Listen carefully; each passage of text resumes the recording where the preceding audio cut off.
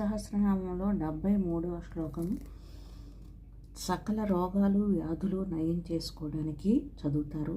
స్తవ్యస్తవ ప్రియ స్తోత్రం స్తుతి స్తోతారణ ప్రియ పూర్ణః పూరయిత పుణ్యః పుణ్యకీర్తిరనామయ. అలాగే తీవ్రమైన అనారోగ్యంతో ఉన్న ఆసుపత్రి పాలైన త్వరగా కోలుకోవడానికి 8వ శ్లోకం ఈశానః ప్రాణదః ప్రాణో జ్యేష్ఠశ్రేష్ఠః ప్రజాపతిః హిరణ్యగర్భో భూగర్భో మాధవో మధుసూదనః.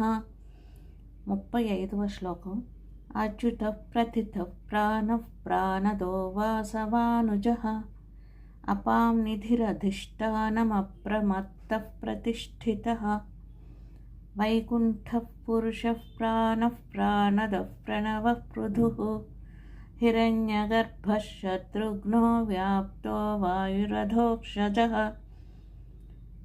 మానసిక భయములుంటే, నిరాశ ఉంటే, ఆందోళన భయం దారితీసే మానసిక సమస్యలు అధిగమించడానికి 89వ శ్లోకం సహస్రార్చి సప్తజిహ్వ సప్తైధా సప్తవాహనః అమూర్తిరనఘోచింత్యో భయకృత్ భయనాశనః. 99వ శ్లోకం ఉత్తారణో దుష్కృతిః పుణ్యో దుస్వప్ననాశనః వీరః రక్షణః సంతో జీవనః పర్యవస్థితః.